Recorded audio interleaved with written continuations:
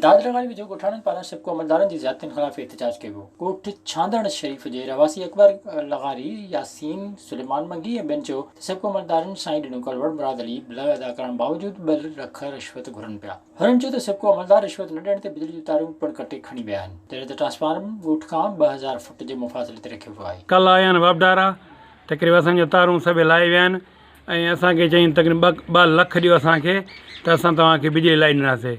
असांजो ट्रांसफार्मर तक़रीबन असांखे 2400 फुट परे आहे।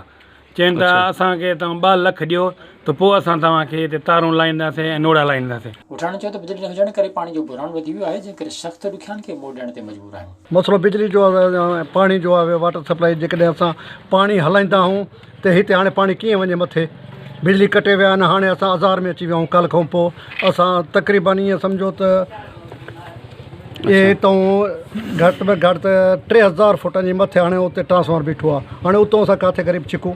ऐं असांजो मसइलो इहो आहे 3000 फुट माना तव्हां खां परे आहे, ट्रांसफार्मर परे आहे। हा, हाणे उतां चवनि नोड़ा पंहिंजा वठो, हीअं करो हूं करो, पंहिंजी मनमानी करे उहो कंदा आहिनि। बसि कंहिं खां पुछो ई कोन, बसि लाहे कटी इहो चई वेंदा आहिनि। ऐं उन खां बाद में असांजो पाणी जो मसइलो आहे। असां जेकॾहिं पाणी हलाईंदा आहियूं उते हिते मोटरुनि खां सवाइ पाणी मथे चढ़ंदो ई कोन्हे। हाणे सभु बंदि पियूं आहिनि मोटरां। हाणे पाणी किथां हलायूं असां? कल्ह खां पोइ आज़ार में अची विया आहियूं। ॾिसो वञी पाणी किथां भरींदा पिया आहिनि माण्हू।